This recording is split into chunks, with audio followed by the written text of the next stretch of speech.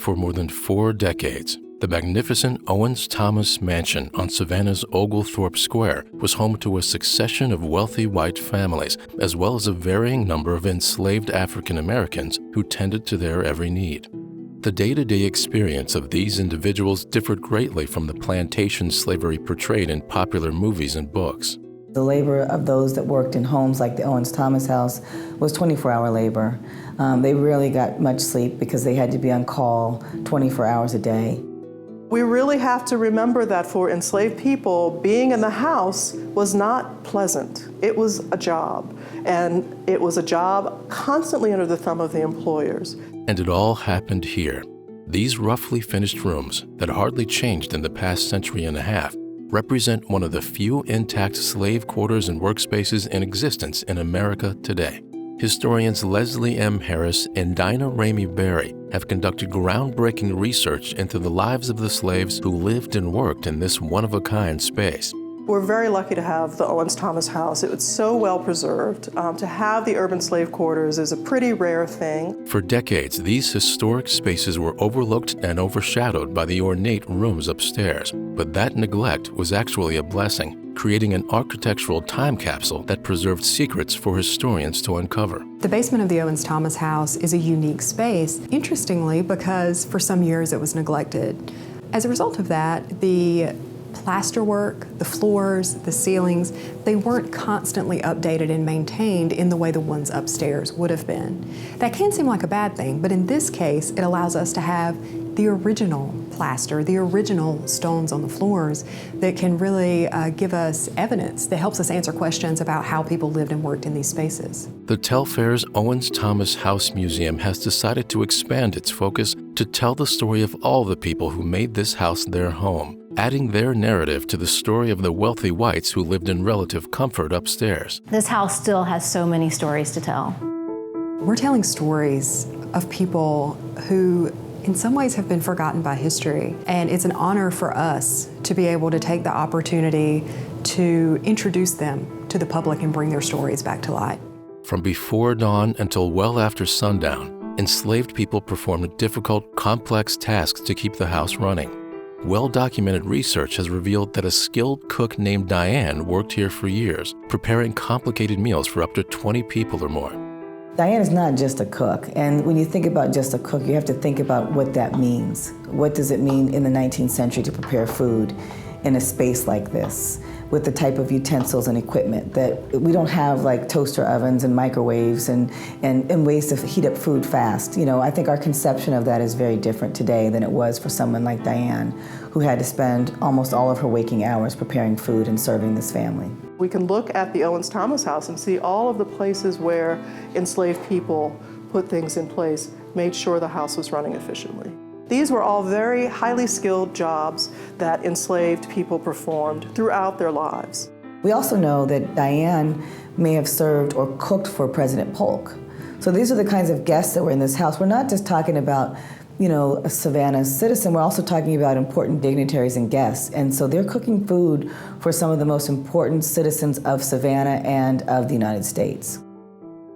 In a nearby room, other enslaved workers worked to clean the mansion's laundry, a dangerous and exhausting task. Doing laundry in the 19th century was laborious work, and it was dangerous because you're working with not only boiling water, but also chemicals such as lye, which could damage the skin. The people that were doing this work were probably young girls that were being trained. They were probably, you know, under 14 years of age, and they were working with older women who taught them how to do this labor, which was very, very labor-intensive and dangerous.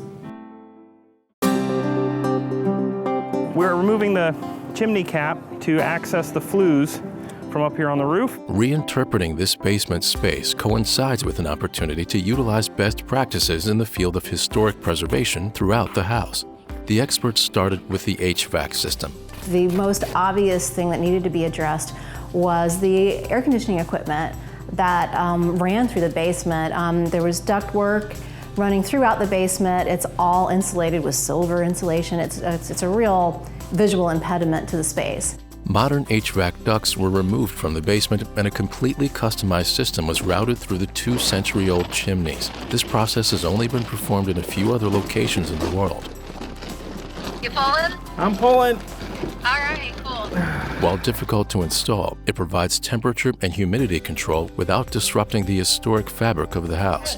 No, we got it. You got it? All right. All right. Good job. Fantastic. Crumbling plaster ceilings and walls are stabilized, leaving as much of the original plaster as possible. These walls contain so much history that's yet to be discovered. We want to keep that intact.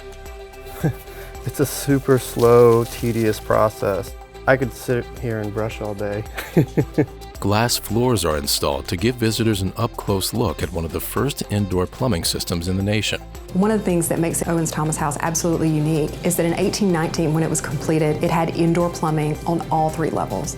That includes bathing chambers with showers and bathtubs, as well as flush water closets and sinks. In the past, visitors haven't really been able to experience that in an up-close, personal way. Today, visitors can walk into the bathing chamber and the cistern on newly installed glass floors, and they can experience those spaces and get a sense of how they functioned in time.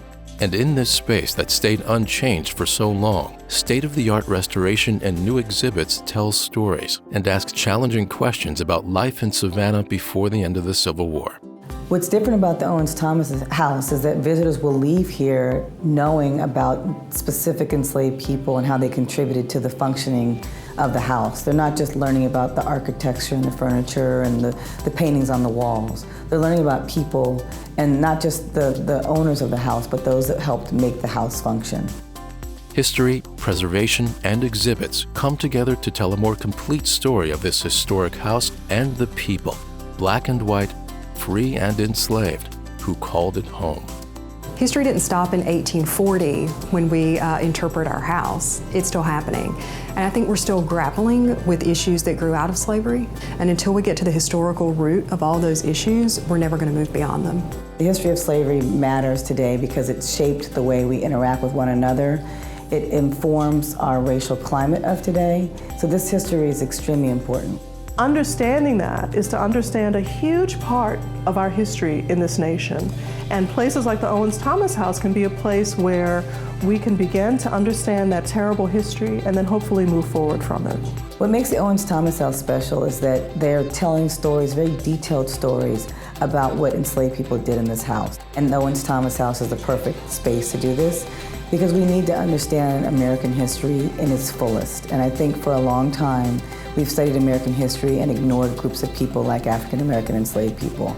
And we haven't really recognized their contributions to urban centers like Savannah. So I think this is a time for us to learn this whole history so that our children and their children and their children will understand all the contributions to the United States. It's a very complex story. It's a pretty amazing story, and we're really lucky to have this site to tell that story through.